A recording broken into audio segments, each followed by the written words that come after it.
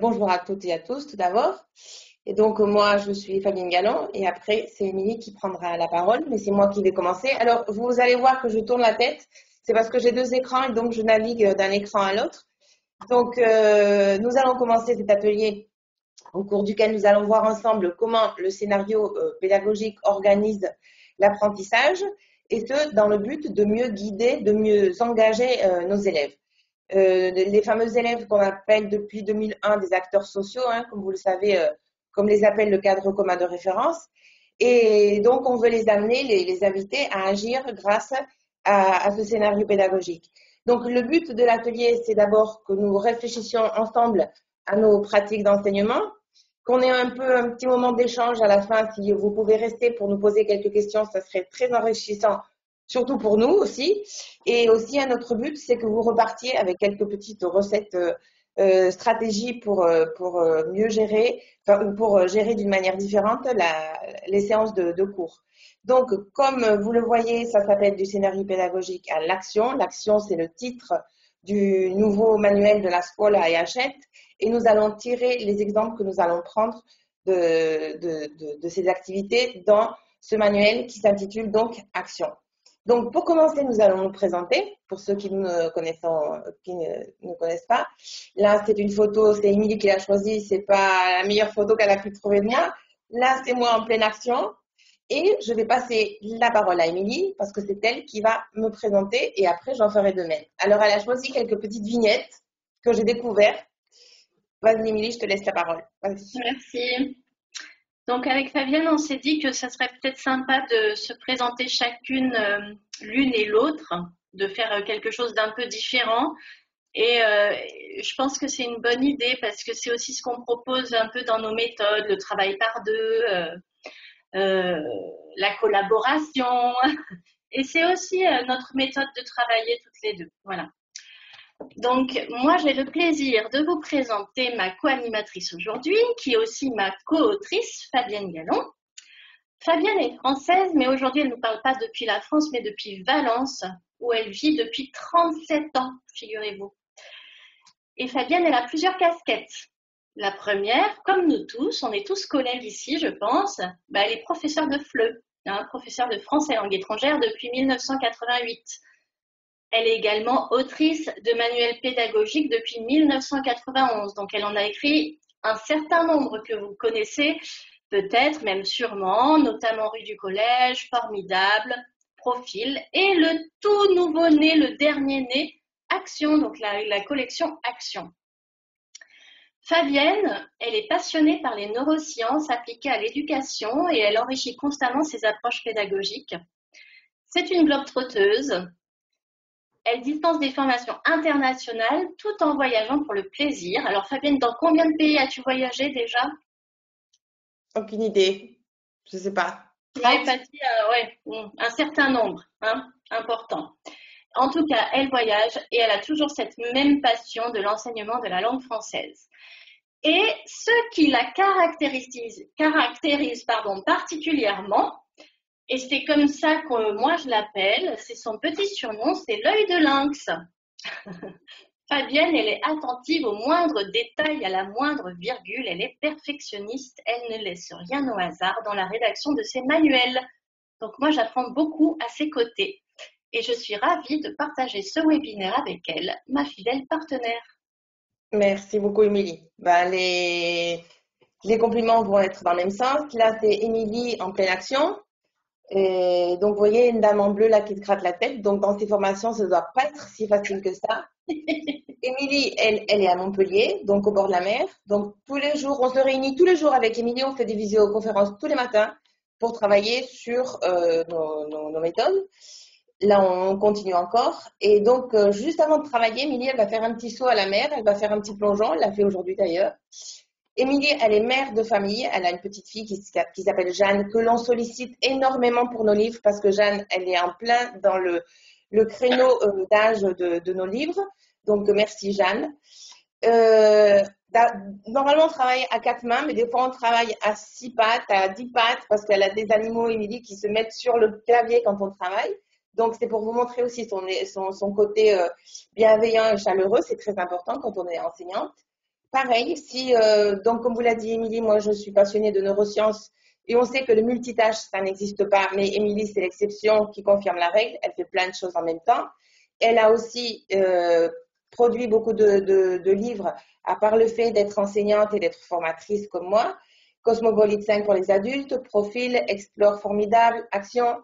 Et pour résumer, voilà, Émilie, la superwoman qui partage toutes mes productions dernièrement et avec qui je suis aussi enchantée de travailler. Donc, je vais vous expliquer maintenant comment on va s'organiser. D'abord, on va voir ce qu'est un scénario pédagogique parce qu'en fait, c'est peut-être pas évident pour tout le monde de savoir ce qu'est un scénario pédagogique. Ensuite, nous allons voir une leçon à la loupe. Ça, c'est Émilie qui prendra cette partie. Et moi, je reprendrai la parole dans la troisième avec qu'est-ce que c'est que les avantages d'un bon scénario pédagogique. Donc, nous allons commencer par la première. Qu'est-ce qu'un scénario pédagogique? Alors là, je vais vous demander de prendre seulement une feuille et un stylo pour écrire des lettres. Après, vous allez retrouver à la fin de l'atelier cette même diapositive où on va vous reposer exactement les mêmes, vous devrez sélectionner les mêmes réponses. Mais là, en fait, on procède comme on fait en classe. Parfois, quand on fait une espèce d'évaluation diagnostique des connaissances des élèves, là, on va faire la même chose avec vous, mais on ne va pas vous demander les réponses encore. D'accord? C'est juste pour vous, pour que vous réfléchissiez à vos connaissances sur ce qu'est un scénario pédagogique. Alors, comme je sais que parfois, parmi vous, il y en a qui travaillent, qui regardent les ateliers sur le smartphone, d'accord? Ça arrive souvent.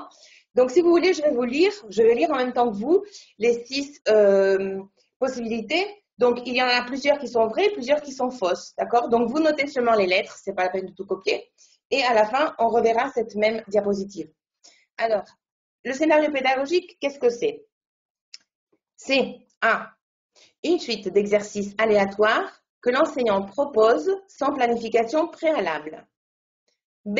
Le scénario pédagogique, c'est une planification structurée et progressive d'activités visant à atteindre des objectifs précis et débouchant sur la réalisation d'une tâche.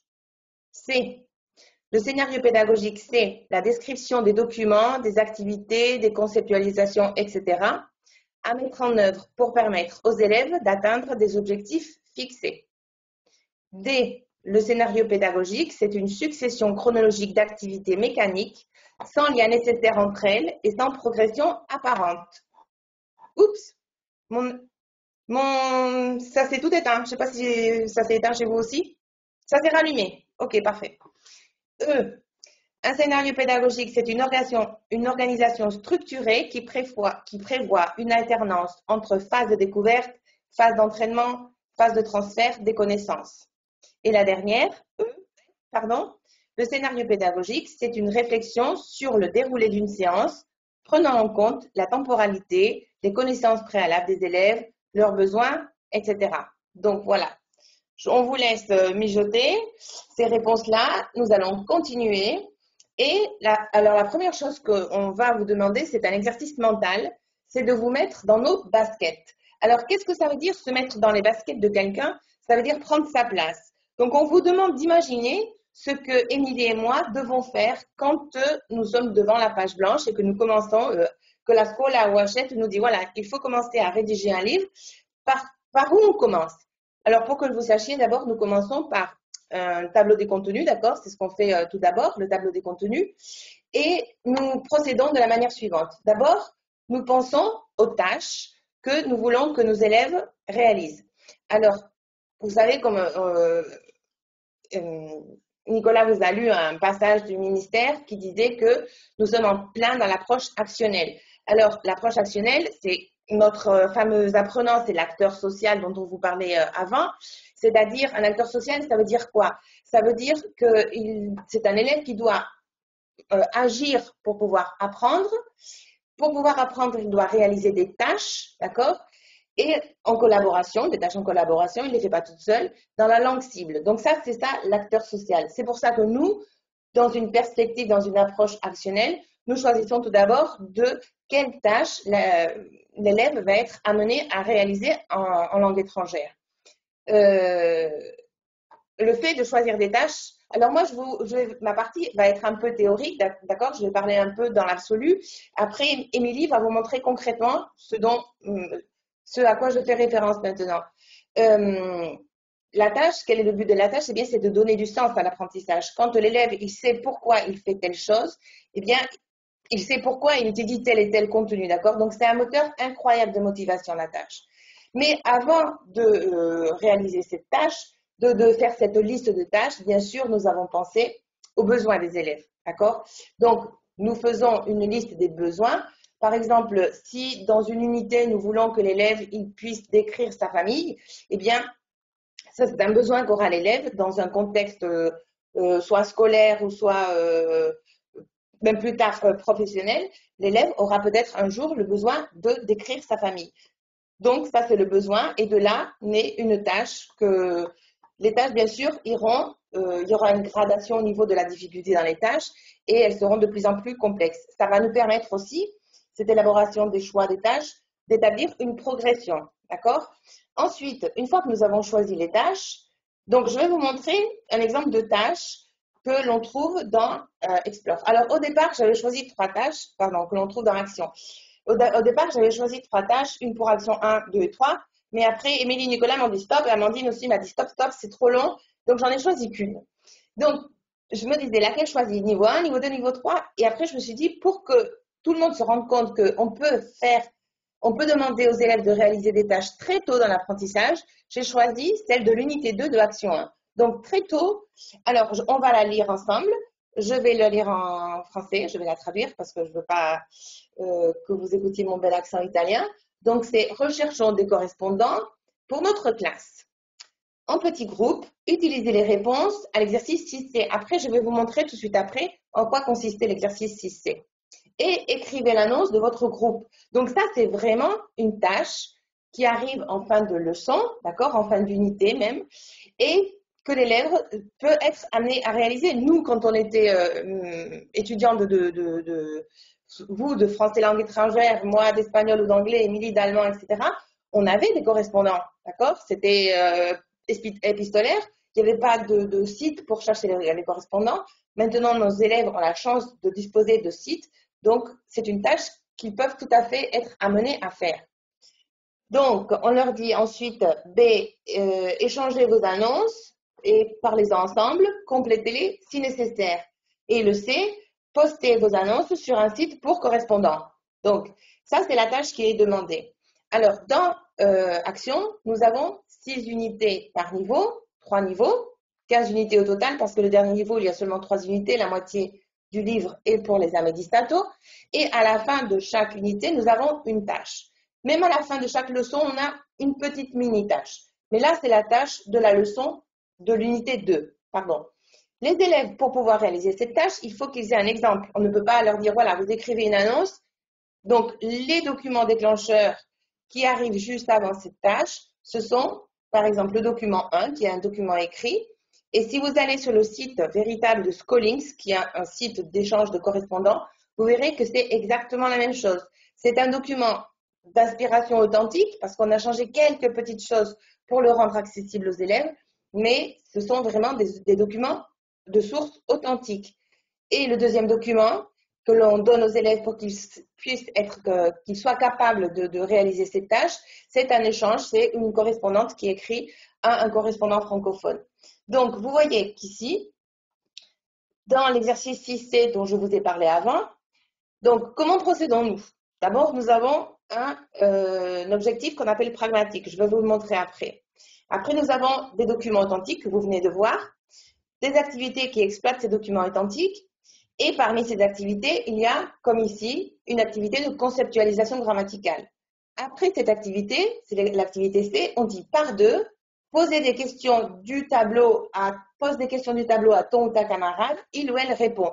Donc, grâce aux questions qu'on a posées aux élèves, ils ont repéré l'utilisation de quel, d'accord?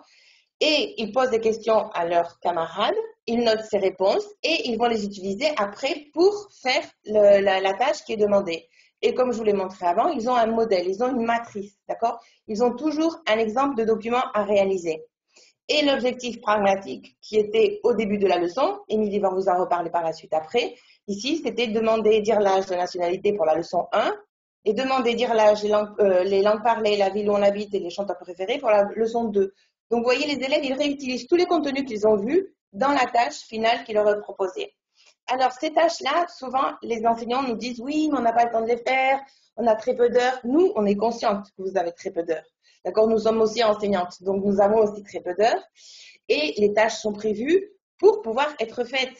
Et c'est tellement fondamental que les élèves, ils sachent pourquoi ils voient l'adjectif interrogatif quel. Si on leur donne ça comme ça, si on leur parachute, ce n'est pas du tout motivant pour les élèves. En revanche, si on leur explique avant même de commencer la leçon qu'ils auront cette tâche à réaliser, ils comprennent pourquoi ils vont voir l'adjectif interrogatif quel dans cette leçon. Donc, une fois que nous avons choisi les tâches de tous les 3 niveaux, avec Émilie, ce que nous faisons, c'est que nous faisons des listes de contenus. Quels contenus vont avoir besoin les élèves pour pouvoir réaliser les tâches qui sont proposées? Une fois que nous avons ces contenus, nous choisissons des documents authentiques. Vous les avez vus ici, c'est un document presque authentique. Nous avons des banques de documents avec Émilie sur Drive, d'accord? Nous changeons cette liste parce que souvent ils deviennent caducs, donc ce sont des documents très actuels. Et ensuite, nous faisons le déroulé des activités. Donc, le déroulé des activités, c'est vraiment le cœur du scénario pédagogique, d'accord? C'est là où on doit le plus penser, réfléchir avec Émilie pour voir comment on amène les élèves à comprendre tous les contenus qui sont exploités. Maintenant, Émilie va vous expliquer comment, tout ce que je viens de vous dire dans l'absolu, sans que ce soit vraiment très concret, vous allez voir de A à Z comment nous avons procédé. Je te laisse la main, Émilie. Merci. Alors, il faudrait que j'arrive à partager mon écran.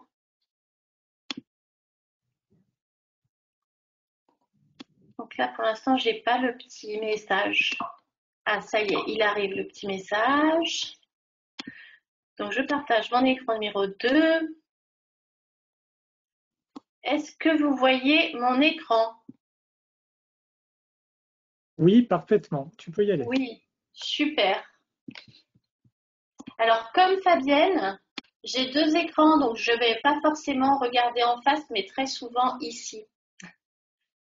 Mais je suis avec vous, bien entendu. Alors, ce qu'on va donc faire maintenant, c'est que on n'est pas en biologie, mais on va disséquer, non pas une souris, ni un poisson, mais une leçon. Ça rime. Ok, parce que on veut vraiment vous montrer que ça paraît simple comme ça quand on ouvre un livre, quand on trouve une leçon, on se dit tout le temps qu'on pourrait faire, c'est sûr, hein, mais derrière, il y a une réflexion, on échange énormément, Fabienne et moi, on échange énormément avec les éditeurs qui ensuite font des enquêtes sur le terrain, qui reviennent vers nous avec des propositions de modification, etc., pour avoir quelque chose à la fin qui aide vraiment les professeurs et qui corresponde aux besoins des profs et des élèves. Donc, ce n'est pas un travail de 2 illuminés dans leur coin là qui ont décidé de faire une méthode, mais c'est vraiment un travail collectif. Donc, c'est un travail d'équipe avec énormément d'allers-retours. Et donc, pourquoi on a choisi de disséquer une leçon? C'est vraiment pour vous montrer comment on bâtit notre scénario et la progression, d'analyser ensemble la progression qui va amener les élèves à constituer du savoir, d'accord, à apprendre, acquérir du savoir comme outil pour réaliser des actes de parole et des tâches. Parce que comme l'a dit Fabienne, eh bien, l'élève, l'apprenant, c'est un acteur social comme nous tous, qui a des choses à réaliser. Alors, la leçon que je vous invite à regarder et à analyser, on va regarder ça ensemble, elle est dans Action 1. Donc, dans chaque niveau, on a 6 unités. Bon, là, dans Action 1, il y en a en réalité une de plus puisqu'il y a une unité 0. Il y a 6 unités qui sont chacune composées de 2 leçons. Donc, en tout, il y a 12 leçons par unité. Et moi, je vais vous proposer de travailler sur l'unité 2, qui s'intitule les infos personnelles. Donc voilà, il y a 2 leçons sur les infos personnelles et nous, on va travailler sur la leçon 3. Vous voyez ici le tableau des contenus qui est également présent dans le guide pédagogique en couleur. C'est très utile, je vous expliquerai tout à l'heure la raison. Donc la leçon 3, voici les différents objectifs de la leçon 3. Donc voilà, je le détaillerai un petit peu plus tout à l'heure, c'est pas la peine d'en parler maintenant. Et voici à quoi ressemble une leçon. Donc là, je ne vais pas rentrer dans le détail pour l'instant, je vous montre globalement à quoi ressemble une leçon et peut-être, dès maintenant, vous arrivez à voir des petits indices visuels. Et là, donc des petits indices visuels, déjà, en premier lieu, vous avez remarqué qu'il y a 2 documents. Voilà. On a un premier document ici, document 1, et un deuxième document ici, document 2. Un document écrit, un document audio avec karaoké. Le document écrit. Alors, si on était en présentiel, je pourrais vous demander ce dont il s'agit, comme on demanderait à nos élèves. Donc là, vous voyez qu'il s'agit d'une playlist de chanteurs francophones d'une radio du collège franco-mexicain, donc qui existe, Radio CFM. Donc on a différents chanteurs francophones qui sont appréciés des ados de l'âge des ados ciblés par la méthode, c'est-à-dire ici les 11-13, on va dire. Et puis, à cela, on a également additionné un autre document. C'est un document audio. Donc, je vais vous le faire. Oui, on peut l'écouter un petit peu. Voilà, Maria-Louise va nous faire écouter l'audio. Merci.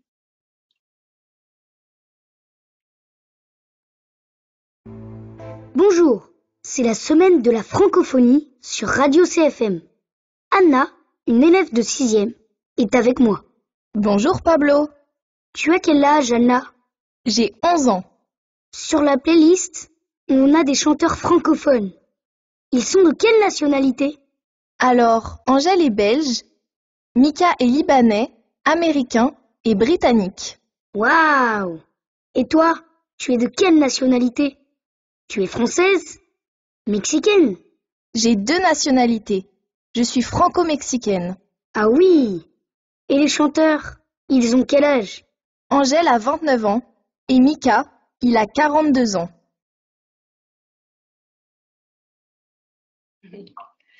Alors,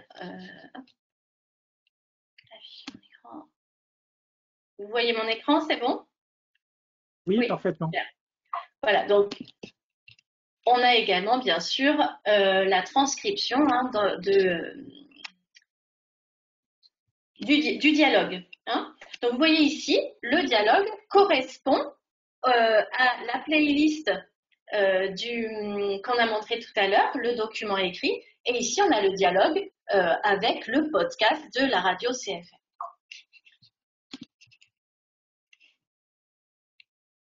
Alors, ce que vous avez dû observer aussi, peut-être observer, c'est qu'il y a un titre à chaque leçon. Donc ici, la leçon 3, le titre « Demander et dire l'âge et la nationalité ». Donc, nous avons choisi de concert de mettre des titres qui correspondent à des objectifs pragmatiques. Vous avez peut-être remarqué ces petits drapeaux de Formule 1, ici. Donc, à quoi ils servent, ces petits drapeaux? C'est pour indiquer le début du parcours. Dans chaque leçon, nous allons avoir 2 parcours. Et ensuite, ici, tout à la fin de la leçon, eh bien, la tâche dont parlait Fabienne. Donc, on va d'un objectif pragmatique à une tâche grâce à 2 parcours lors desquels les apprenants vont découvrir en contexte et apprendre en contexte les contenus linguistiques nécessaires à la réalisation de la tâche.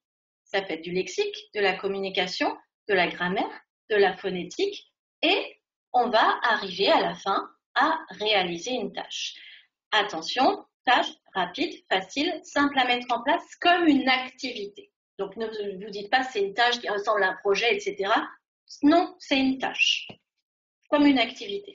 Ici, demander, dire l'âge et la nationalité. Et là, on voit ici la tâche qu'il y a à faire.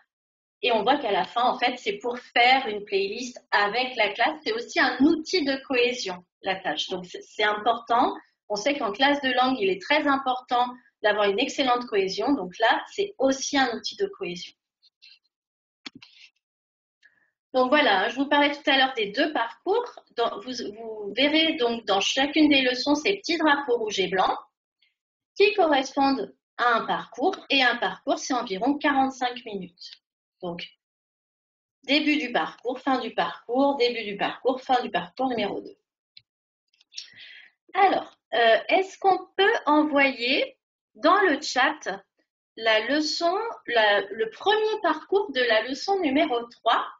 Donc, vous allez recevoir maintenant dans le chat cette leçon. Ce sera peut-être plus pratique pour vous si votre écran est petit. Donc, vous pouvez la télécharger directement du chat. Et comme ça, vous pouvez la garder également. Vous aurez un bon exemple de ce qu'il y a dans Action. Voilà, nous avons partagé page 34, c'est-à-dire la page que nous voyons à l'écran. Et ce que je vais vous proposer de faire, donc vous avez déjà découvert les deux documents de la leçon. Ce que je vous demande de faire, c'est de rapidement, vous avez 1 minute pour découvrir les activités. Et ensuite, je vais vous proposer de réaliser, vous, quelque chose en ligne, mais je ne vous en dis pas plus pour l'instant. Déjà, prenez 1 minute pour lire le scénario pédagogique de ce parcours.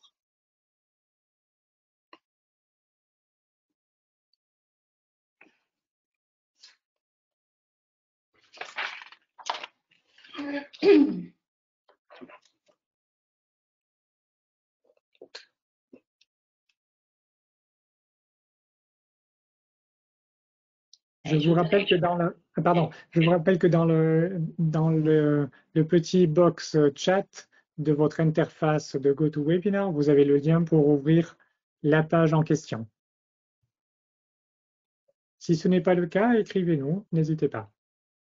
Après, vous pouvez peut-être le voir de votre ordinateur, ça dépend. Mais si votre écran est petit, c'est peut-être plus confortable pour vous de télécharger en effet la page que vient de vous envoyer Nicolas.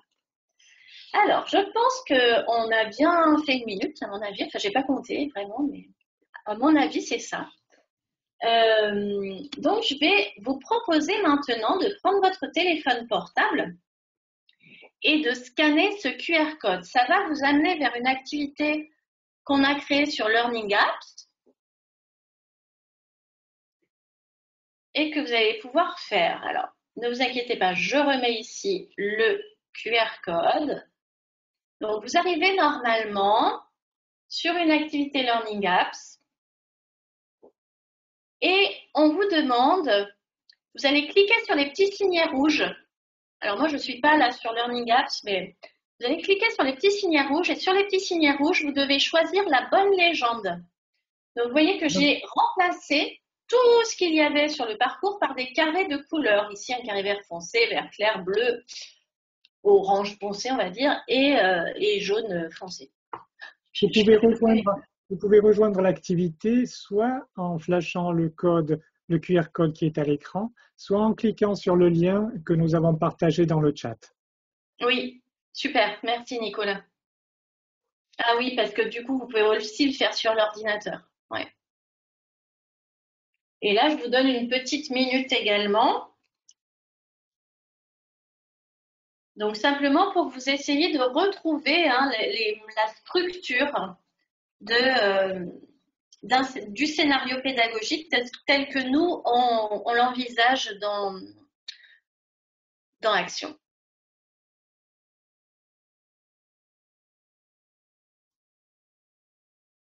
Alors, je pense qu'on va peut-être pouvoir passer à la correction ensemble. Donc, revoilà notre leçon, notre parcours. Et à côté, je vous ai mis ce qui allait correspondre. Hein. Donc, en haut, on a demandé dire l'âge et la nationalité. C'est l'objectif pragmatique. D'accord? Ensuite, les deux documents sont les supports dans lesquels on va découvrir les contenus en contexte. Ensuite, nous avons en bleu les activités de compréhension et activités de découverte de la langue. Donc, ces activités-là, elles servent à comprendre le document, donc des activités de compréhension, compréhension globale, compréhension détaillée, mais aussi elles servent à découvrir comment fonctionne la langue. Donc, petit à petit, progressivement, on amène les apprenants à relever, dégager des faits linguistiques. Ça peut être du lexique, de la communication, de la grammaire. Sensibilise à ce fait linguistique avant d'aller un petit peu plus loin ensuite dans les pages longues. Ensuite, ici, on a un tableau linguistique actif. Là aussi, hein, on ne donne pas juste la communication ou la grammaire comme ça, on fait réaliser quelque chose aux apprenants. Et enfin, numéro 4, une activité de production orale intermédiaire. Donc, comme je vous l'ai dit tout à l'heure, dans une leçon, on a 2 parcours. À la fin du premier intermédiaire, une activité de respiration. Et maintenant, ce que je vous propose de faire, c'est d'analyser, de disséquer. Ça y est, on passe à la dissection. On ouvre notre poisson, notre souris, on ouvre notre leçon et on regarde à quoi servent chacune de ces activités. Alors, je vais vous demander ici à quoi sert l'activité 1 et par la même occasion le document 1. Donc, observe le téléphone et sélectionne.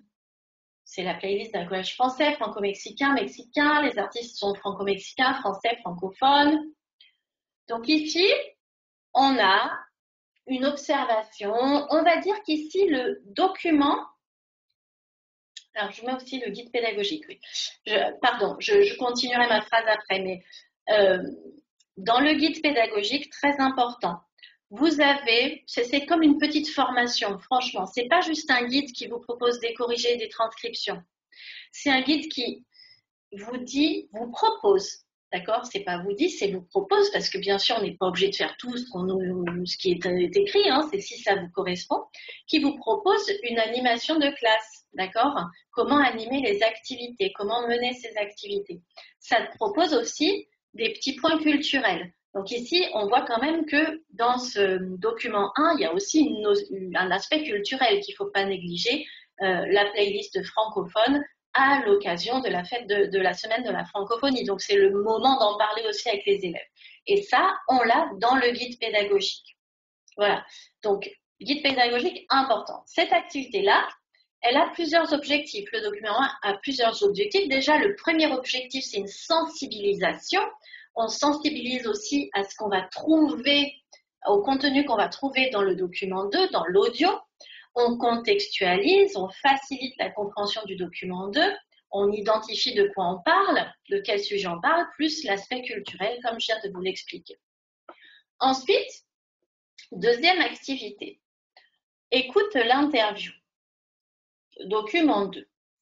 Donc, à quoi sert cette activité? Qui sont Pablo et Anna, pardon, je traduis Pablo par Paul. Qui sont Pablo et Anna? De quoi ils parlent? Pourquoi? Quelles informations demande Pablo? Relève, d'accord? Donc la classe, l'âge, la nationalité, le style musical. Alors ici, eh bien, on va parler, bien sûr, je vous explique ensuite, là il s'agit de la compréhension globale. La compréhension globale, c'est vraiment analyser la situation de communication, le contexte, donc c'est tout ce qui est les questions, les Q questions, je sais pas, en anglais on dirait avec W, mais qui, quoi, pourquoi, de quoi, etc. Par quel canal, qui parle à qui, d'accord? Donc on analyse vraiment situation de communication, contexte. En général, cette activité-là de compréhension globale, elle se fait assez rapidement et en classe entière. Le prof, et nous on est là en tant que prof pour s'assurer que toute la classe part sur la même base de compréhension, d'accord, avant de rentrer progressivement plus dans le détail.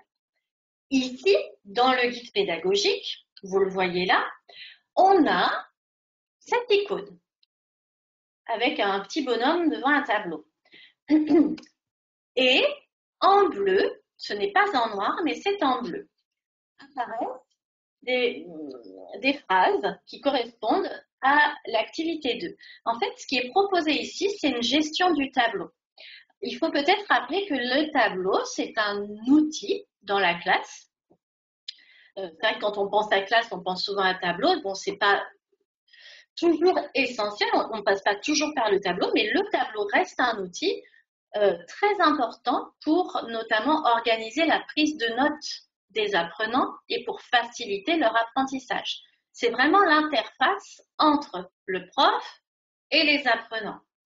Donc ici, quand vous avez cette icône, ça vous propose ce que vous devez écrire au tableau, ce qui serait intéressant de voir figurer au tableau pour faciliter la compréhension des élèves.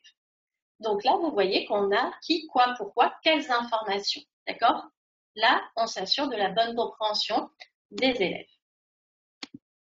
L'activité 3. Écoute à nouveau. Alors, quelle est la fonction de l'activité 3 et quelle est la fonction du tableau? Alors, dans l'activité 3, trouve la nationalité de Anna, Mika et Angèle. Et on a ici les différents adjectifs de nationalité. Et puis ensuite, on demande de relever les questions sur la nationalité des artistes et d'Anna. Voilà.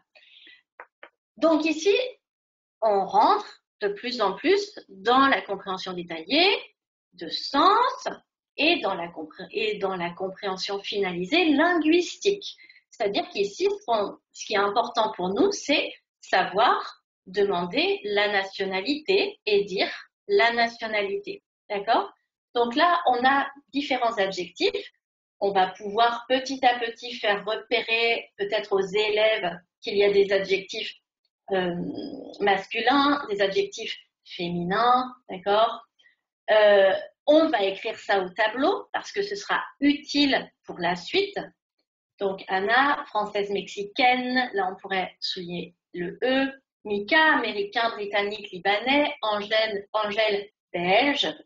Et puis pour le B, eh bien on propose d'écrire au tableau également les deux questions qu'on demandait de relever. Et ensuite, il y a ce tableau, le fameux tableau linguistique actif où on ne leur donne pas, il n'est pas difficile ce tableau, mais c'est une petite synthèse sur l'activité qu'ils viennent de faire et on leur demande d'associer. Tu es de quelle nationalité? Eh bien, je suis franco-mexicaine. Ils sont de quelle nationalité? Elle est belge et il est libanais. Donc, les objectifs de cette activité 3 et du tableau, bien, on a une compréhension finalisée de sens, compréhension détaillée. On a une compréhension finalisée linguistique, demander et dire la nationalité, l'accord des adjectifs de nationalité. Donc, on a une conceptualisation de l'acte de parole qui va se faire dans le tableau et c'est un outil pour réaliser l'activité suivante. Vous voyez qu'on est dans une progression. Petit à petit, on construit le savoir petit à petit et en gardant toujours à l'esprit que les savoirs, donc la grammaire, le lexique, la communication, servent à faire quelque chose. Donc, on va vers quelque chose. L'activité numéro 4, à quoi elle sert, cette activité numéro 4? Donc, on leur demande cette fois-ci de chercher les nationalités des autres artistes de la playlist qui ne sont pas dans le dialogue entre Pablo et Anna. Donc, on leur propose d'aller faire une petite recherche sur Internet, c'est pas difficile, ils vont y arriver. Et ensuite, de dire la nationalité des artistes en s'aidant des pays et nationalités, là, du tableau pays et nationalités qu'ils vont trouver à la page 38. Ensuite, on va leur demander s'ils connaissent ces artistes, des chansons, et s'ils connaissent d'autres artistes francophones. Donc, petite activité de respiration. Vous voyez qu'ici, on leur demandait de se référer à la page 38, au tableau de la page 38. Hop, quand ils vont à la page 38, eh bien, ils arrivent sur ce tableau-là avec les différents pays, les nationalités en bleu masculin, en orange féminin. Ce code couleur va nous accompagner tout au long de la collection. Donc, on aura du bleu pour le masculin, du orange pour le féminin. Et puis, ce qui est intéressant ici, c'est qu'on a tous les tableaux sont enregistrés, donc les élèves peuvent les écouter. En classe, on peut les faire écouter, mais les élèves, bien sûr, à la maison peuvent les réécouter. Et puis, nous avons parfois ce petit picto avec cette petite tête, ce petit visage. Et c'est Jacek, dont je ne me souviens pas du tout le nom de famille, mais ça va être peut-être difficile à dire. Alors c'est Jacek Mulczyk Skarczynski. Merci. Félicitations.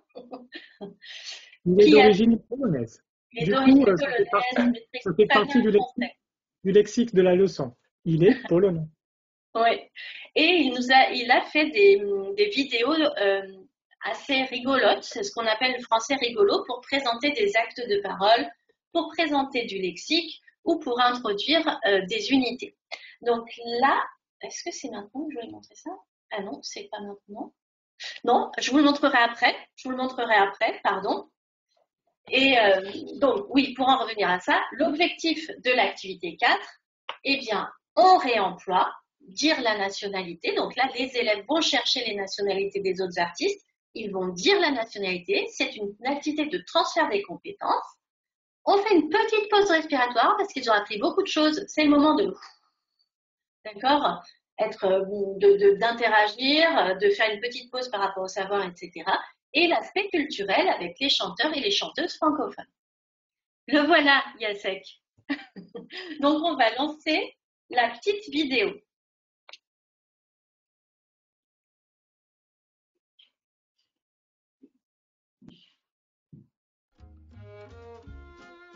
Le restaurant allemand. La cuisine allemande. Le restaurant belge. La cuisine belge. Le restaurant chinois. La cuisine chinoise. Alors, la vidéo est plus longue, mais comme on n'a pas énormément de temps non plus, on a coupé les enregistrements. Mais bien sûr, la vidéo est plus longue et il vous présente ça de manière un peu plus rigolote. On vous mettra un lien pour regarder d'autres vidéos de Jacek dans le chat. Merci. Mais après le webinaire. Hein. Vous les regarderez après. Super. En tout cas, vous avez aussi l'audio. Et l'audio, c'est bien fait, je pense. Parce que c'est dit lentement. On demande aux élèves d'observer le tableau, d'écouter, de répéter. Alors ça, on peut le faire en classe ou pas. Ça dépend de comment vous pratiquez ou vous souhaitez pratiquer. Moi, ce que je trouve bien, c'est que les élèves ont vraiment le temps de répéter. C'est-à-dire qu'il y a quand même une petite pause. C'est lent. Il y a une petite pause après pour avoir le temps de répéter chaque adjectif. Donc, c'est très, très bien fait pour les tableaux. Et bien sûr, avec des activités d'entraînement. On a des activités d'entraînement pour tous les points qui sont vus dans le parcours, dans la leçon. Émilie, est-ce que tu veux repartager ton écran? On va demander je ne partage pas mon écran là. On va demander à Maria-Louise de te mince. Maria-Louise, s'il te plaît. È già proiettato lo schermo, io lo vedo. Ah ok, d'accord. Sì. Très bien, pardon. C'est très bien, l'écran est partagé. Apparemment, les autres participants le voient. Ça va. Ouf.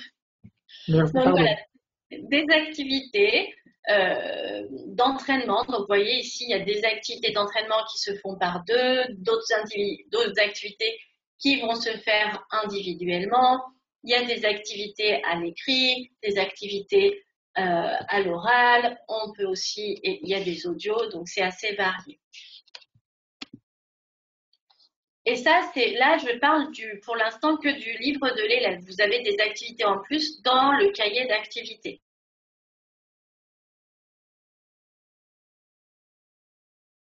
Donc, comme on a vu ici, pareil pour la grammaire.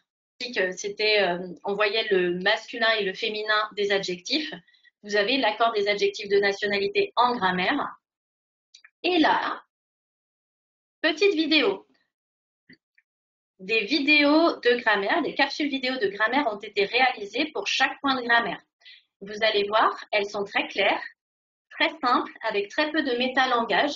Donc, moi, je trouve que c'est idéal pour nous, les profs, vraiment, et pour les élèves. Donc oui, on va pouvoir regarder la vidéo. Bonjour. Aujourd'hui, l'accord des adjectifs de nationalité. Observe les adjectifs. Allemand, allemande, français, française, mexicain, mexicaine.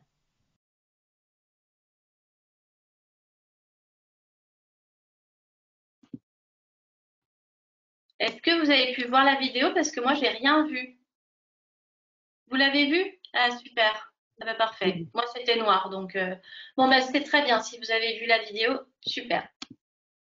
Donc, on peut visionner cette vidéo. Les élèves peuvent revisionner cette vidéo à la maison. Et ensuite, eh bien, faire des activités d'entraînement. Donc, les activités d'entraînement sont fondamentales vraiment avant de faire de faire réaliser les tâches. Hein, parce que les élèves... Oui. Excuse-moi, je voudrais juste dire qu'on a vu seulement un petit morceau de la vidéo, d'accord? On a vu seulement 3 adjectifs pour que les participants ne pensent pas que c'était aussi court, c'est beaucoup plus long. Merci. Là aussi, on vous mettra le lien pour regarder toutes les vidéos tranquillement jusqu'au bout. Super. Donc voilà, des activités à chaque fois, activités également sur les verbes, hein, des activités de conjugaison. Et voilà à quoi ressemble donc la leçon. Donc premier parcours sur lequel nous venons de travailler. Le deuxième parcours suit exactement la même démarche. Donc il porte cette fois-ci toujours sur l'audio, avec un début et une fin, hein, le start and stop, une activité de compréhension et de découverte de la langue, compréhension finalisée, identification des formes pour l'acte de parole demandé et dire l'âge, un tableau linguistique actif, d'accord, donc toujours la même démarche. Ici, les élèves sont actifs aussi pour tous les outils linguistiques qu'on va leur donner, tous les savoirs. On essaye donc de commencer à leur faire conceptualiser l'acte de parole demandé et dire l'âge et de les inviter à avoir cette réflexion, hein, une réflexion linguistique. Des activités de production orale. Donc l'activité 6, c'est une petite activité de transfert. Donc, où on leur demande de choisir un artiste et de faire deviner de quel artiste on parle dans la playlist. Et puis l'activité 7, vous verrez que dans chaque unité, il y a une petite, un ado qui vient parler de quelque chose le concernant. Donc ça, c'est vraiment authentique. On a fait parler des petits ados d'eux. Et là, eh bien, c'est Kim qui se présente. Et on a aussi des petites vidéos. Donc, on peut présenter, voilà, la vidéo.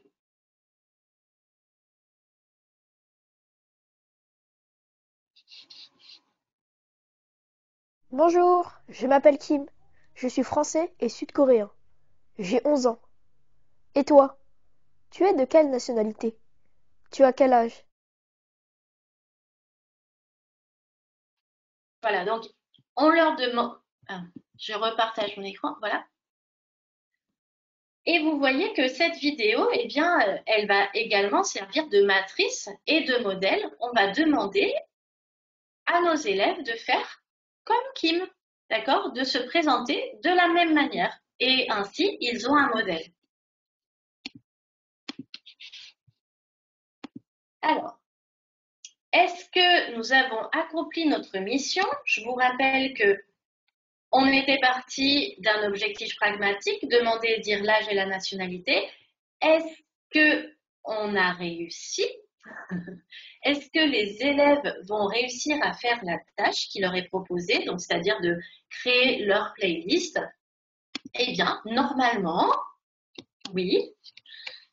Donc, dans le premier parcours, on a vu en communication demander et dire la nationalité, en lexique les pays et les nationalités, en grammaire l'accord des adjectifs de nationalité, et puis le verbe être en conjugaison. Dans le deuxième parcours, demander et dire l'âge, les nombres de 11 à 69 et le verbe avoir. Avec ça, avec ce qu'ils ont acquis, grâce aux activités des deux parcours, ils sont capables de réaliser la petite tâche qui leur est demandée ici. Et cette petite playlist va vraiment leur servir de petit outil de fédération et pourquoi pas, on peut passer de temps en temps une chanson choisie dans la playlist ou en rajouter une. Mais ces petites idées-là, vous allez les trouver dans le guide pédagogique. Alors, une petite synthèse. Donc, le scénario pédagogique dans Action, on a un objectif pragmatique qui correspond au titre. On a des documents authentiques, d'inspiration authentique qui permettent de découvrir les contenus en contexte réel. C'est plus motivant pour les élèves. Des activités de compréhension orale, compréhension écrite progressive, avec toujours cette démarche qui va du sens vers la forme et non l'inverse. Démarche de grammaire inductive, démarche inductive même globalement, je dirais. Des activités de production orale et interaction orale à la fin de chaque parcours. Des activités d'entraînement absolument nécessaires. Donc, on peut en proposer à faire en classe, on peut en proposer à la maison. Et enfin, une tâche finale collaborative. Parce qu'on sait que la collaboration aide les élèves. On travaille mieux quand on travaille ensemble. Et c'est une bonne valeur aussi, de tout, quoi qu'il en soit, qui sera aussi transversale, normalement. Allez, à vous de jouer. Je vous propose une dernière petite activité. Vous allez scanner ce QR code. Il y a une autre activité qu'on a préparée pour vous sur Learning Apps. Et cette fois-ci, vous allez devoir remettre... Alors, juste, c'est une leçon qui est dans Action 2 qui s'appelle Itinéraire. Et l'objectif pragmatique, c'est présenter une activité de plein air. Vous allez devoir remettre, c'est un puzzle, un petit puzzle que je vous présente. Vous allez devoir remettre les activités dans le bon ordre, dans l'ordre qui vous semble logique. On a vu le scénario pédagogique dans Action aujourd'hui. Alors, à votre avis, comment on va remettre ces activités dans l'ordre? Vous avez soit la possibilité de scanner le QR code, soit vous avez le lien dans le chat de l'interface de GoToWebinar, le lien pour accéder à la même activité. Voilà. Ouais. Pour bon, je ne suis pas devant mon téléphone, mais je pense que vous glissez avec le doigt. Hein. Ça fait longtemps qu'on a fait cette activité pour voilà. Donc vous prenez l'activité et vous la déplacez vers le haut ou vers le bas avec votre doigt. Ou si vous êtes devant l'ordi, avec votre souris.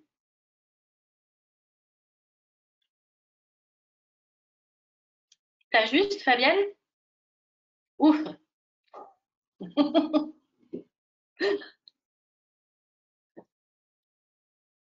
Allez, je vous laisse encore peut-être une minute.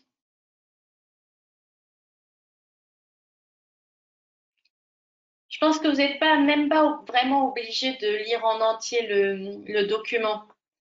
En parcourant, si vous lisez bien aussi les consignes, notamment les mots qui sont en bleu, ça peut vous aider. Ah, je vous annonce que Maria Luisa Farinazzo a eu 100% de... Bravo, vous êtes une as du scénario pédagogique. Hein. Elle m'a envoyé les résultats de son activité sur le... Super, ah, c'est bien ça. Bravo Maria Luisa. Bravo Maria-Louisa. Merci. Ok, donc on peut continuer. Alors, présenter une activité de plein air, ça se présentait comme ça. Donc, leçon 15, l'objectif pragmatique, le document dans lequel on voit les contenus en contexte, observe la page, de quel type de site il s'agit, à qui il s'adresse. Donc, on a une première sensibilisation au document ici. Lis la page. Qu'est-ce que le géocaching? Quel est le but? Il y a combien de caches dans le monde? Ici, ce sera donc la compréhension globale. Relis. Ici, on a une compréhension finalisée de sens, puis une compréhension finalisée linguistique. Quand on demande en général de citer le texte ou de citer les paroles, c'est que ça là va être nécessaire pour comprendre des choses importantes de lexique, de communication, de grammaire. Et ici, notamment, c'est pour les pronoms COD. Et on demande ici d'associer, d'accord, ce que remplacent les pronoms personnels. Et enfin, la petite activité 4, l'activité de transfert, l'activité de respiration. Mais bien sûr, il y avait un deuxième parcours, c'était pas juste ça, voilà, et qui se déroule de la même manière. Ok, donc c'est bon pour cette partie numéro 2. Vous avez disséqué une leçon, félicitations. Et maintenant, je passe la parole à ma collègue. Merci Émilie. Merci. C'était passionnant, merci. Fabienne, à toi. À moi. Je me rappelle plus comment je reprends la main pour partager mon... Je crois que Maria-Louise Agrette, si tu peux partager voilà, l'écran de Fabienne. Pourquoi ça marche pas? Oups, ça fait ploc-ploc. Ça ne marche pas toujours au premier coup. Sinon, on peut continuer avec le partage du PowerPoint de la part d'Émilie et puis tu parleras dessus, Fabienne. Tu veux que je partage? Je crois que c'est bon. C'est bon. C'est bon. C'est bon, n'est-ce pas? Donc voilà, Émilie est passée à une leçon à la loupe. Donc c'est moi qui prends la partie 3, la synthèse. Donc, nous allons voir ensemble quels sont les avantages, les atouts d'un bon scénario pédagogique, d'abord pour l'enseignant ou l'enseignante et ensuite pour l'apprenant. Donc, une bonne dynamique de cours et une meilleure gestion de classe. Pourquoi? Parce que grâce au déroulé, comme vous l'a montré Émilie, avec les 2 parcours très bien signalisés, puis l'objectif pragmatique que l'on trouve toujours en début de leçon et la tâche que l'on trouve toujours à la fin de la leçon. Alors, je ne sais pas si on a beaucoup insisté avec Émilie, mais moi et elle aussi, je pense que la première chose que l'on fait lorsqu'on ouvre le livre à une nouvelle leçon, c'est qu'on lit d'abord la tâche avec les élèves avant de commencer le parcours. Avant même de lire l'objectif pragmatique, on lit la tâche pour que les élèves sachent où on veut les amener et pourquoi ils vont apprendre tout ce qu'on va leur montrer grâce au document authentique. Donc, les 2 parcours très bien définis. Donc, une vision claire du déroulé de la leçon. Une alternance aussi des types d'activités. On invite les élèves à regarder, à lire, à trouver, à associer, à compléter, à parler, à échanger. Donc, c'est le rythme de chaque parcours est très rapide. Non, parce que rapide, ça a une connotation négative. Mais les activités sont courtes parce qu'on sait qu'à cet âge-là, les adolescents ont un pouvoir de concentration assez limité. Donc, on préfère leur proposer de petites activités qui changent, qui alternent les types d'activités pour justement lutter contre la monotonie, pour qu'ils soient le plus motivés possible. Et aussi, une alternance des modalités d'activité. Donc, parfois, ça, Émilie vous l'a montré, on les met par 2 en petits groupes avec la classe. Et bien sûr aussi, il y a beaucoup d'activités à faire de manière individuelle. Donc, pour l'apprenant, alors l'impact aussi de le fait que le parcours soit très bien défini, c'est intéressant pour l'enseignant parce que ça lui permet de bien organiser sa séance de classe, mais c'est aussi vraiment rassurant, pareil, pour l'apprenant. Oui, ma souris, elle est là. Donc, un parcours fluide et cohérent, parce qu'en fait, quand on va, et ça, Émilie vous l'a montré, chaque activité prépare à la réalisation de la suivante. Donc, la progression, bien sûr, on l'a très bien étudié d'une activité à l'autre, et ça fait que le parcours est fluide. On n'a pas des activités séparées qui n'auraient aucun lien les unes aux autres. Au contraire, à l'intérieur du parcours, les activités, la progression est tout à fait fluide et cohérente. Ce qui évite aussi beaucoup de pertes de temps hein, dans la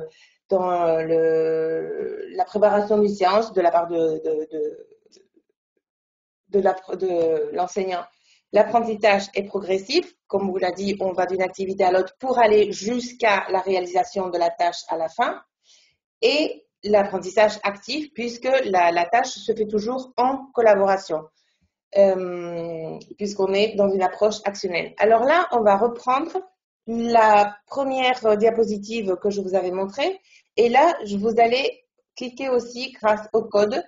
Alors, vous avez la possibilité, soit si vous êtes sur votre téléphone portable, vous pouvez utiliser l'ordinateur pour cliquer menti.com. Le code, c'est 63 66 72 06. Ou vous cliquez directement avec votre smartphone sur le code QR que vous avez ici. Donc, on vous laisse 1 minute pour que vous ayez le temps de répondre. Donc, c'est cliquer sur les réponses qui vous semblent correctes. Je reprends peut-être le partage 1 minute, Fabienne, pour montrer les réponses ensuite, si tu es d'accord.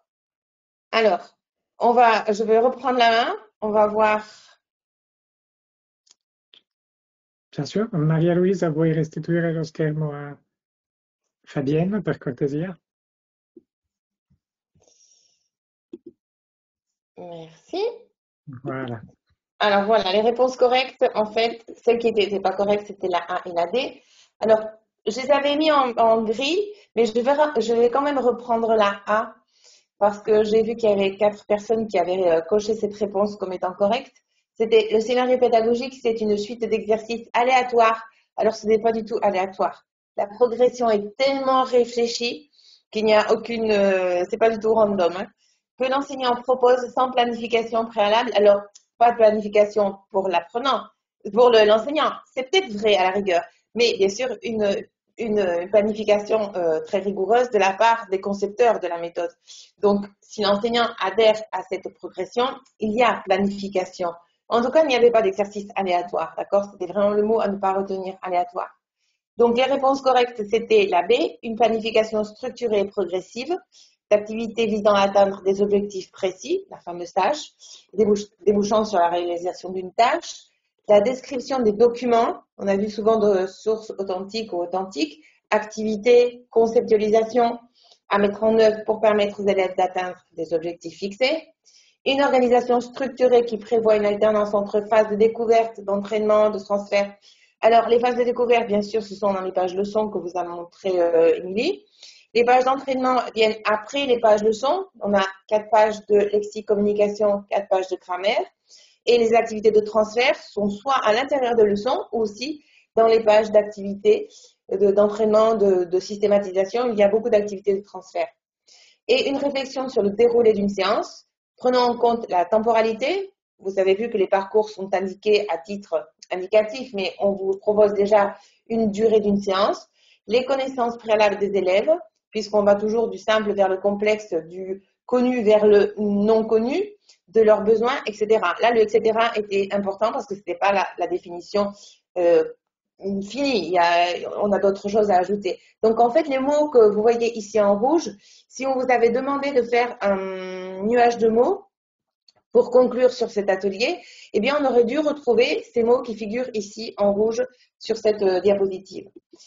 Et pour finir, moi, j'aime bien finir toujours par une phrase d'une lecture que j'ai faite il n'y a pas longtemps. Alors, c'est un livre qui date déjà de 1992 de Daniel Pénac, extrait de Camo, l'agence Babel, qui dit « On apprend bien une langue étrangère que si on a quelque chose à y dire ».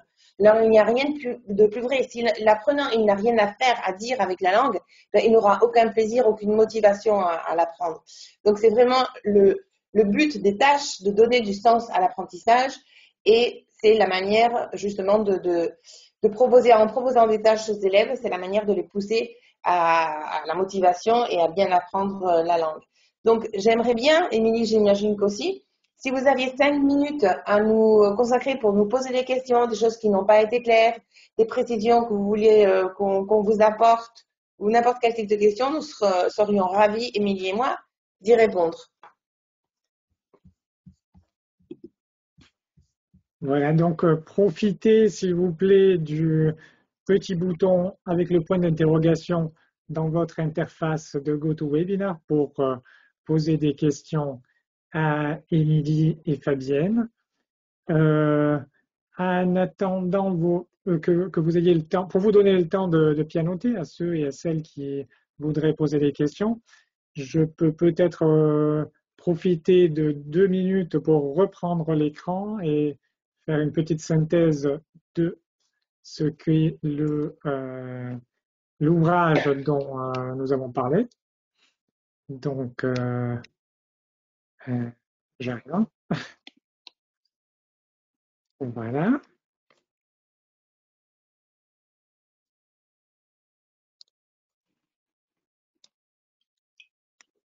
C'est bon, justement, en attendant vos questions, je voulais vous montrer l'ouvrage dans toute la collection, tous les volumes de la collection. Vous voyez donc, Action est un livre on a écrit le français pour le collège. En fait, c'est un livre fait exprès pour la scuola media, la scuola secondaria di secondo grado, un livre créé pour l'Italie. Et en voici la composition. Donc, on a un premier niveau, un deuxième niveau et un troisième niveau, qui se compose d'un volume principal, que vous voyez au premier plan, en jaune, en bleu et en vert, accompagné par un petit volume de révision, qui est un carnet de révision. Donc le volume principal plus carnet de révision pour les 3 années de cours. Ensuite, nous avons créé une édition compacte que vous voyez en couleur orange en bas à gauche. C'est l'ensemble des unités des volumes 1 et 2, donc les 12 unités de l'action, les 12 premières unités, plus tous les contenus pour l'examen, les contenus de civilisation et citoyenneté, etc. Donc le volume compact couvre toute la préparation à la langue française pour couvrir le niveau A1, alors que action numéro 3 va un peu au-delà de la moitié du A2 en fait. Ça arrive jusqu'au A2.1, on va dire, dans la version en 3 volumes. Alors que Compact couvre entièrement le niveau A1, ce qui est demandé d'ailleurs à l'examen à vos élèves.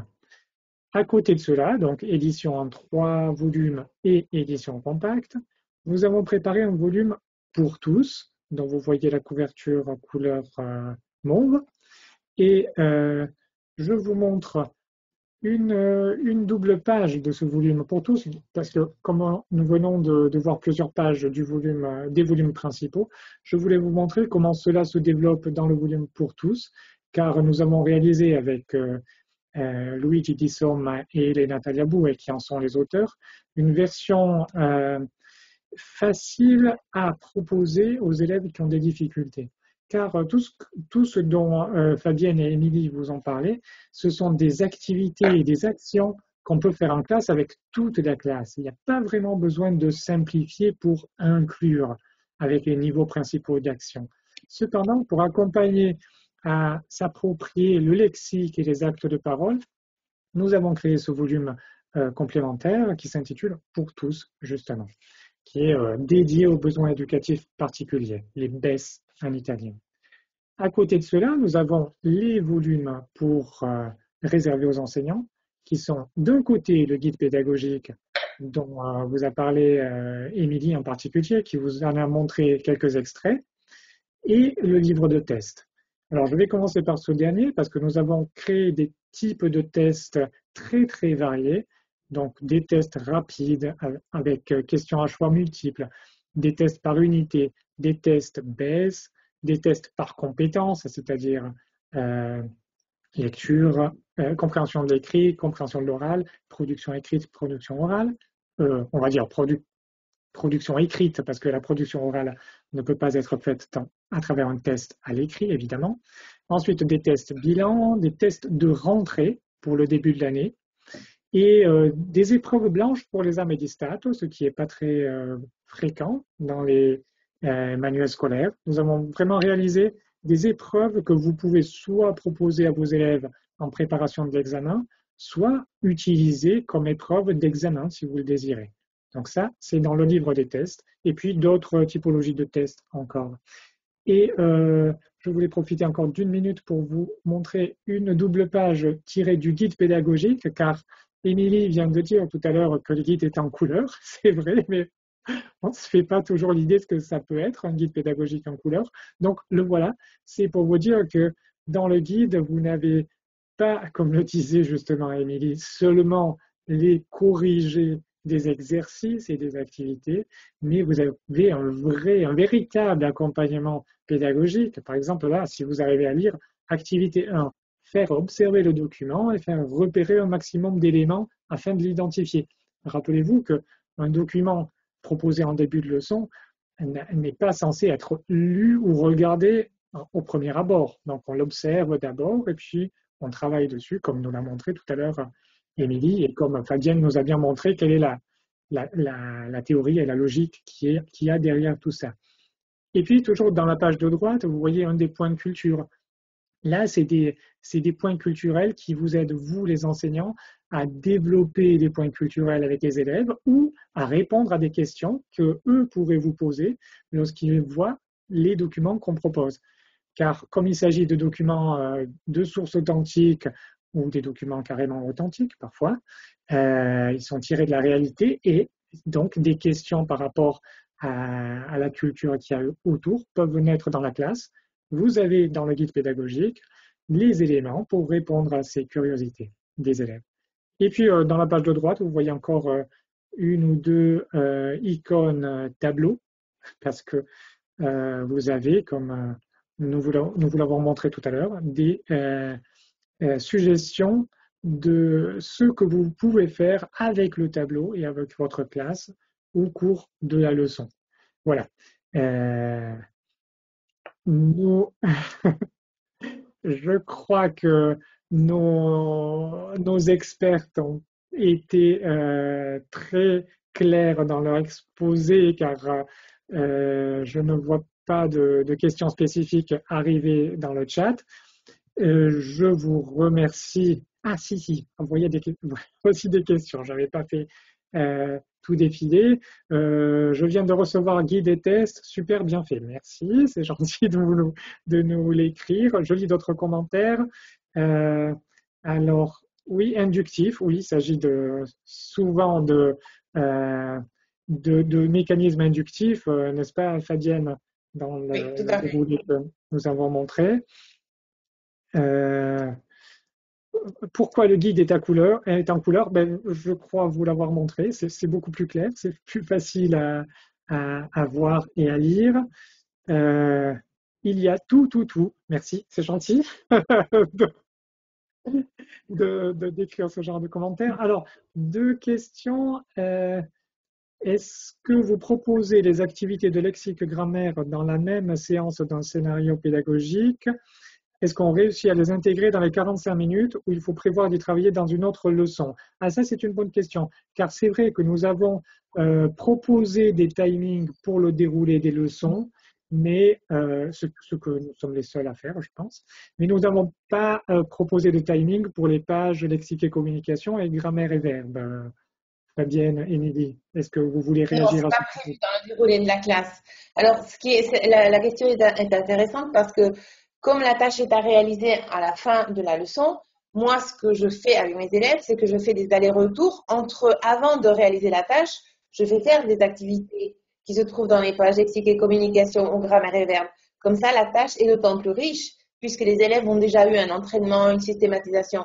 Mais ce n'est pas inclus dans les 45 minutes de chaque parcours, ça c'est à part. Sinon, on aurait fini les 3 niveaux en l'espace de 2 mois, même pas.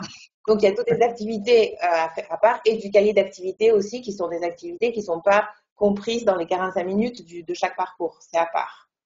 Oui, nous avons calculé les heures de cours pour chaque année de cours en laissant la place pour les leçons et le temps pour le lexique, communication, grammaire, verbe, culture, civilisation et tests et travail d'évaluation en classe. Hein. Nous avons prévu tout le déroulé, tout ce qui est proposé dans le livre ou presque, qui est faisable au cours de l'année. Émilie, tu voulais réagir aussi à ce propos? Non, il me semblait aussi qu'il y avait une autre partie dans la question qui demandait s'il fallait faire d'abord tout le lexique, puis ensuite la grammaire, c'est ça? C'est en fonction de ce qui est traité dans le parcours. Donc, on ne va pas dire là, on va faire le lexique aujourd'hui, donc en fonction du document qu'on est en train d'analyser, qu'on est en train de comprendre, eh bien, et en fonction des activités qu'on est en train de faire, si l'activité portait justement sur l'identification des formules pour demander, des questions pour demander l'âge et dire l'âge, eh bien là, c'est le moment de faire une activité de communication et des activités de lexique sur demander et dire l'âge. Voilà. Mais c'est en fonction de ce qu'on est en train de faire, des activités qu'on est en train de faire et des contenus qui sont dans le parcours. Merci. C'est vrai que nous, on fait, je sais que c'est pas toujours comme ça que l'on pratique dans tous les pays, mais nous, c'est un petit peu notre démarche. En tout cas, dans les méthodes Hachette, je dirais, c'est toujours de partir d'un document. C'est pas d'abord d'aller apprendre le lexique et puis ensuite d'aller au document. Il faut. Alors, ça paraît peut-être parfois un peu difficile si c'était pas nos pratiques avant, mais parfois c'est intéressant quand même d'aller vers des choses nouvelles et de se confronter un petit peu et de sortir de sa zone de confort. Vraiment, les documents que l'on propose, ils sont accessibles. Donc, n'ayez pas peur. Et c'est progressif. Donc, d'abord, on identifie un document. Ensuite, on fait lire une première fois et on fait repérer des choses que probablement vos élèves connaissent déjà. Et ensuite, les questions qui sont posées de telle manière qu'on ne met pas les élèves en difficulté. On ne met pas les élèves en difficulté. Ça, je pense que c'est hyper important à dire. Il n'y a pas de mise en échec. Alors, ça ne signifie pas qu'on ne veut pas d'erreurs. Les erreurs, elles sont normales et c'est en faisant des erreurs qu'on apprend. Mais par contre, notre parcours est fait pour que les élèves y gagnent en confiance et qu'ils y arrivent, qu'ils arrivent à apprendre. On n'essaye pas de leur faire des pièges à aucun moment. Donc, vraiment, essayez, même si ce n'est pas votre manière d'enseigner ou ça ne l'était pas jusqu'à présent, essayez. En fait, ça marche. Ça marche parce que nous, on le fait. Moi, par exemple, en enseignant en France, j'ai dans mes groupes des étudiants de nationalités qui peuvent être très différentes. Donc, dans des groupes où vous avez peut-être 16 personnes et 8 nationalités différentes. Donc, vous imaginez, ils n'ont même pas la même langue de communication. Eh bien, ça marche en fait. Donc, il ne faut pas se dire que c'est difficile. Je pense que le fait aussi que son contexte aide beaucoup les élèves. Ils sont aussi, déjà en plus avec l'italien, il y a quand même cette proximité linguistique sur laquelle on peut compter. Ça, c'est quand même super. Et ils aiment bien essayer de trouver, d'imaginer ce que ça peut vouloir dire. C'est aussi des stratégies d'apprentissage à développer. Donc, même si ça vous semble un peu loin de ce que vous avez l'habitude de faire, essayez de le faire. À ce propos, je voulais vous partager avec vous 2 réactions. Alors, une enseignante qui écrit « Votre démarche est la seule qui marche ». Alors, ça c'est sympa. Et ça marche pour les élèves et ça marche aussi pour les profs. C'est beaucoup plus motivant et amusant. Oui, parce que quand tu disais, Émilie, qu'on ne fait pas de pièges aux élèves, on ne pose pas de pièges aux enseignants non plus. Mais non, non, vraiment pas. Et puis une deuxième réaction que je voulais partager, c'est peut-être celle d'Amandine qui a eu l'occasion d'utiliser Action en classe en avant-première. Oui, tout à fait, tout à fait. J'ai proposé des activités d'action la semaine dernière et ça marche, oui, effectivement. J'avais avec moi des profs assez surprise que ça marche aussi bien, c'est-à-dire que ça marche, oui, et ça marche pour toute la classe, c'est-à-dire qu'il y avait également des élèves qui venaient d'arriver en Italie, donc qui ne parlaient ni l'italien ni le français, et lors de cette activité, ils ont participé. Il y avait des élèves en difficulté, et étant donné que ce sont des activités qui n'ont pas de métalangage, ils ont participé également. Et ce sont des activités aussi qui sont faisables en salle de classe, c'est-à-dire que ce ne sont pas des activités participatives de coopération où on va révolutionner les chaises, les bureaux, etc. Ce sont des activités évidemment pensées pour la classe. Donc c'était très vivant, c'était très les élèves ont participé et je vous dirais même plus, ils levaient la main pour madame pour en dire encore plus. Donc ça m'a fait énormément plaisir de voir ça moi aussi et de voir que des professeurs se sont à leur tour surpris. Oui, ça marche. La méthode actionnelle marche et la méthode actionnelle permet de pas s'ennuyer. Enfin, c'est vivant, c'est amusant. Voilà, on s'amuse, on travaille, oui, c'est vrai. Ils étudient aussi, c'est vrai. Mais les deux côtés s'amusent et ça, c'est extraordinaire. Donc, merci. Et comme disait Émilie, essayez. Voilà. Alors, nous avons une toute petite dernière question un peu plus technique. Je vais tâcher d'y répondre. C'est les exercices écrits peuvent tous être affichés et complétés de façon interactive au tableau blanc interactif. Alors, oui, mais.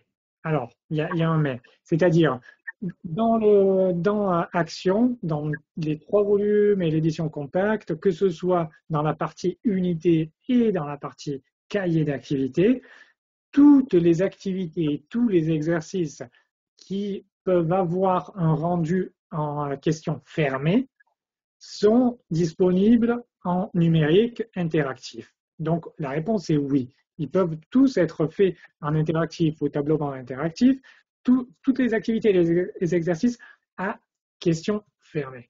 Mais il y a un mais, c'est-à-dire qu'on a fait ça partout dans le livre parce que cela nous est demandé par de nombreux enseignants italiens. Mais je dois dire que la partie leçon et la partie lexique et communication surtout, et la partie grammaire aussi, elles ont leur 3e dimension, leur réelle signification pédagogique lorsqu'elles donnent lieu à l'action en classe. C'est ça, c'est l'interaction entre les élèves qui fait l'apprentissage. C'est pas tellement, en fait, ce qui intéresse, c'est pas tellement le résultat d'une activité et d'un exercice, mais le processus qu'on met en place pour y arriver. Et donc là, si on coupe le processus pour transformer l'activité en exercice interactif, c'est plus vraiment de l'action. On peut le faire quand même, mais on perd une partie du sens pédagogique du déroulé du scénario. Ceci dit, la réponse est oui. Toutes les activités sont disponibles sur TBI. Oui. Voilà. Nous avons, je crois, terminé, oui, je lisais la liste, les questions. Merci beaucoup à tous les participants pour avoir été avec nous jusqu'au bout de ce webinaire. Merci. Merci encore à Émilie, Mathieu Benoît et à Fabienne Gallon qui sont les auteurs de Action. Et merci à vous pour avoir écrit ce livre et pour avoir partagé avec nous votre expérience ce soir. Merci à Amandine qui parcourt la péninsule, qui est l'apôtre d'Action auprès des enseignants. Merci à Maria-Louise qui a assuré de façon excellente la technique aujourd'hui encore. Et à bientôt. Au revoir à tous. Au revoir. Au revoir.